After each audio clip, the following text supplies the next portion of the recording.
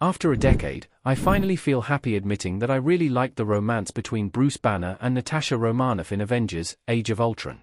There was a lot of pressure on 2015's Age of Ultron as the first sequel to 2012's The Avengers, and while it's considered the weakest Avengers installment in the MCU by many fans, I thought there was a lot to love about the Phase 2 movie. I even loved one of Age of Ultron's most controversial storylines that connected two unexpected superheroes in a romance that I'm sad never got the attention it deserved. Avengers: Age of Ultron brought Earth's mightiest heroes together to take down the last remnants of HYDRA and then to battle the tyrannical artificial intelligence, Ultron, that was created through Tony Stark and Bruce Banner's experiments with the Mind Stone. This was a difficult fight for the Avengers, but while Age of Ultron explored an intense and action-packed adventure, the movie also had a great deal of levity. I thought this was most evident in moments shared between Bruce Banner and Natasha Romanoff, though not everyone shared my opinion. Bruce Banner and Natasha Romanoff's romance was controversial in Age of Ultron. Mark Ruffalo and Scarlett Johansson were romantically connected in Age of Ultron.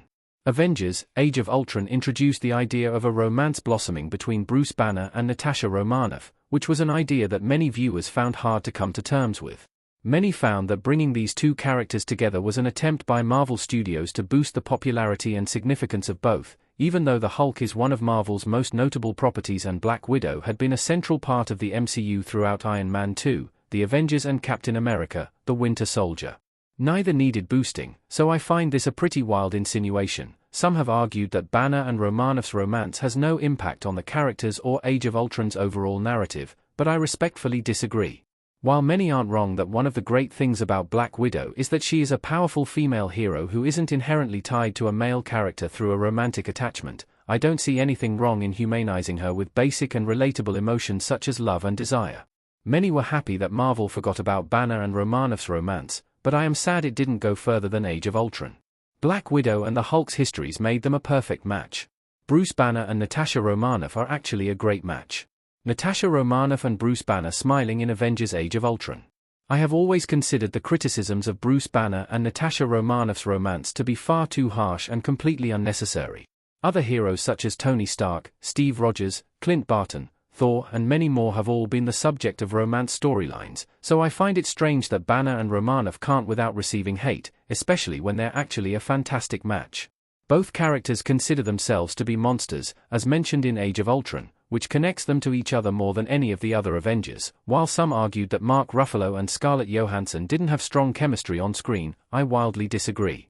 Ruffalo's awkwardness and conflict as Bruce Banner perfectly bounced against Johansson's confidence and quick thinking as Natasha Romanoff, and I found moments such as their interaction at the Barton farmhouse and in Sokovia to be tender, emotional and heartfelt. Romanoff would have been the only Avenger without a romance storyline had this not been included in Age of Ultron, which I would have found a lot more insulting and controversial than her romance with Banner. Sorry, but I never thought Betty Ross was the right one for Bruce Banner. Liv Tyler played Betty Ross in The Incredible Hulk and returned in the MCU's Phase 5. Liv Tyler's Betty Ross watching Bruce Banner's experiment. Every other member of the Avengers aside from Natasha Romanoff, i.e. all the male heroes, had romantic interests in the MCU. For Bruce Banner, this was Liv Tyler's Betty Ross in The Incredible Hulk. Aside from the pair's shared intellect and history studying and working together, however, I found nothing meaningful connecting Banner and Ross in The Incredible Hulk. I'm reminded of just how much I disliked Betty Ross and her connection to Bruce Banner after Liv Tyler's return in 2025's Captain America: Brave New World, which was practically unneeded. Bruce Banner, despite his weirdness and awkwardness, is a man of conviction, a hero who runs into battle and protects those he loves at any cost.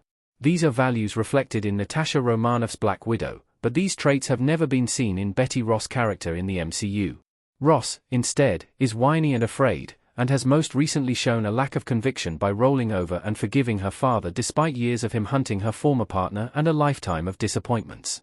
I always thought that Natasha Romanoff was a much better match for Bruce Banner. I'm sad Marvel never resolved Bruce Banner and Natasha Romanoff's romance in the MCU. Bruce Banner and Natasha Romanoff's romance deserved more. Smart Hulk saying he was born for this in Avengers: Endgame. I really thought there was a lot of potential for Bruce Banner and Natasha Romanoff's romance in the MCU, so I'm sad that this didn't go any further than Avengers: Age of Ultron.